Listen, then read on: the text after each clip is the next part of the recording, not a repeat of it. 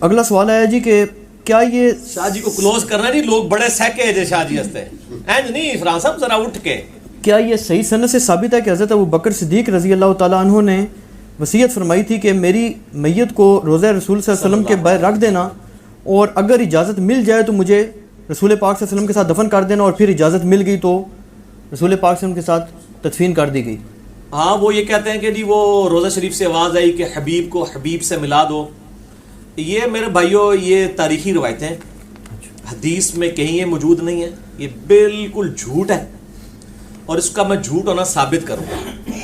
مجھے بتائیں کہ سیدنا ابوبکر صدیق رضی اللہ تعالیٰ عنہ کا یہ جو واقعہ کہتے ہیں، اس میں الفاظ موجود ہیں کہ اگر نبی علیہ السلام کے روزہ شریف سے آواز آئی تو مجھے وہیں دفنا دینا، ادروائز مجھے مسلمانوں کے قبرستان میں دفنا دینا.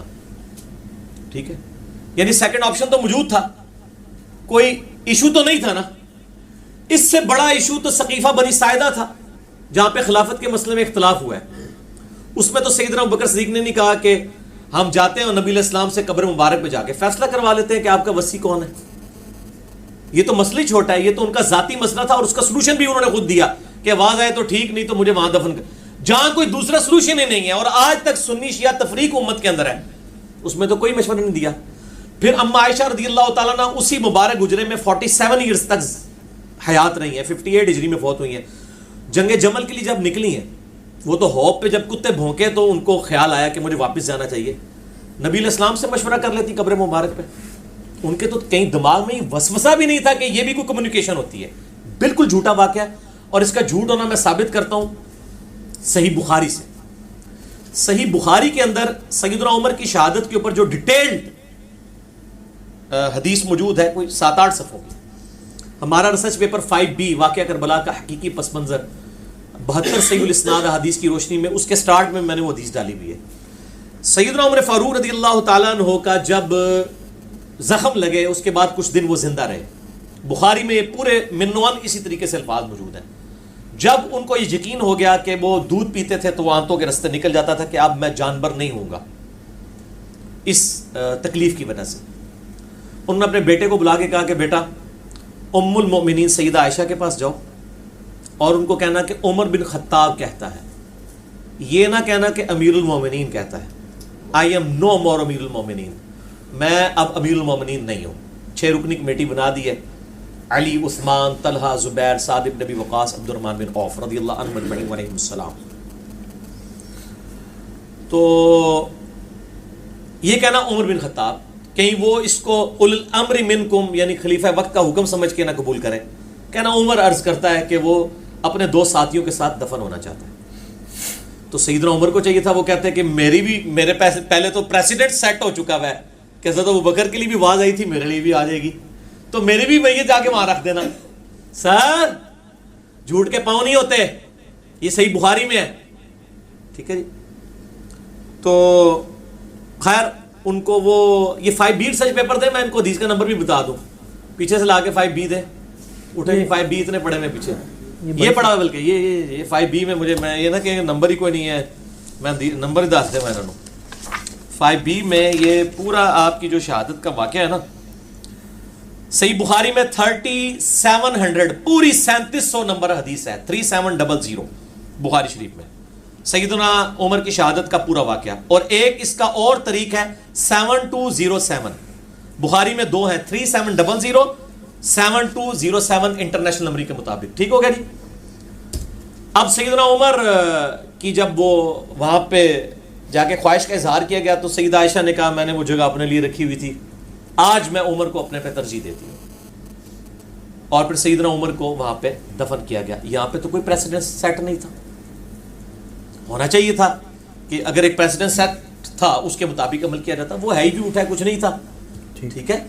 اور اس کو سپورٹیو ایک اور حدیث ہے جو صحیح بخاری کے اندر موجود ہے، وہ بھی اس ریسرچ پیپر میں 5B کے اندر. میں اس کا نمبر، کیونکہ میں اب یہ فی البدی گفتگو کر رہا ہوتا ہوں تو بعض اوقات وہ چیزیں جو ہے نا وہ ذہن میں نمبر نہیں ہوتے ہیں، اس لیے میں وہ حدیث آپ کو منوان بتا دوں کہ اس کا نمبر کون سا ہے.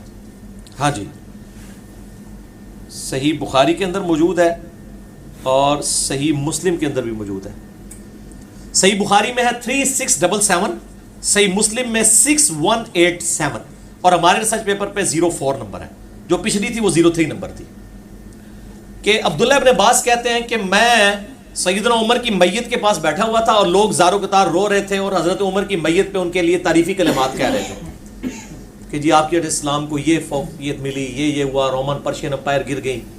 کہتے ہیں اتنے میں ایک شخص میرے پیچھے آیا، اس نے اپنی کونی کا سہارا میرے کندھے پہ لیا اور اس نے مجھے کہا سیدنا عمر کی میت کو مخاطب کر کے کہ اے عمر، مجھے یقین تھا کہ تم اپنے دو ساتھیوں کے ساتھ جا ملو گے، کیونکہ میں نے نبی صلی اللہ علیہ وآلہ وسلم سے اکثر یہ سنا تھا کہ میں ابو بکر اور عمر فلاں جگہ گئے، میں ابو بکر اور عمر نے یہ کیا، میں ابو بکر اور عمر داخل ہوئے، میں ابو بکر اور عمر وہاں سے نکلے علیہم السلام اجمعین.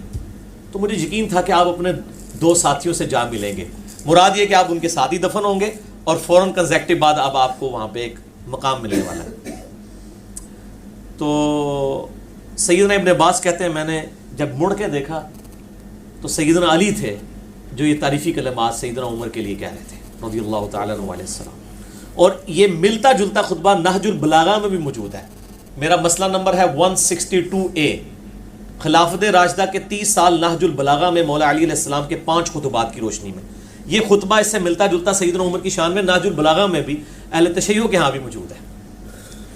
تو یہاں پہ بھی سیدنا علی نے کیا کیا، میں ابو بکر عمر، نبی علیہ السلام فرماتے تھے، تو اگر ابو بکر کے لیے آواز آ گئی تھی تو عمر کے لیے بھی آنی چاہیے تھی. یہ دوسری میری لاجک ہے کہ نبی علیہ السلام حضرت ابو بکر اور عمر کا نام اکٹھا لیا کرتے تھے، ان کو ایک سٹیٹس پہ فائز کرتے تھے، اور آج بھی ان دونوں کی قبریں نبی علیہ السلام کے پہلو میں الحمدللہ. قیامت الدین میں ظاہر ہے اکٹھے ہی وہاں سے اٹھائے جائیں گے. تو اگر ایک کے لیے تھا تو دوسرے کو تو اور کانفیڈنس ہونا چاہیے تھا کہ بھئی حضرت ابو بکر کے لیے بھی تھا، میرے لیے بھی آواز آ جائے گی. یا وہ کہہ دیتے کہ جی مجھے پتہ نہیں آواز آتی ہے کہ نہیں آتی ہے، تو میرا تو اما عائشہ سے ہی پوچھ لو. تو جھوٹ کے پاؤں نہیں ہوتے. یہ سب کے سب جھوٹے واقعات ہیں. ٹھیک. اور یہ مطلب حدیث کی کتابوں میں موجود نہیں ہے. یہ خصائص الکبریٰ ایک کتاب ہے، اس کے اندر یعنی نقل کیا گیا ہے. اور ہم تو پہلے ہی کہتے ہیں کہ یہ اس طرح کی کتابوں نے جو ہے نا امت کے عقائد خراب کیے. ٹھیک ہے.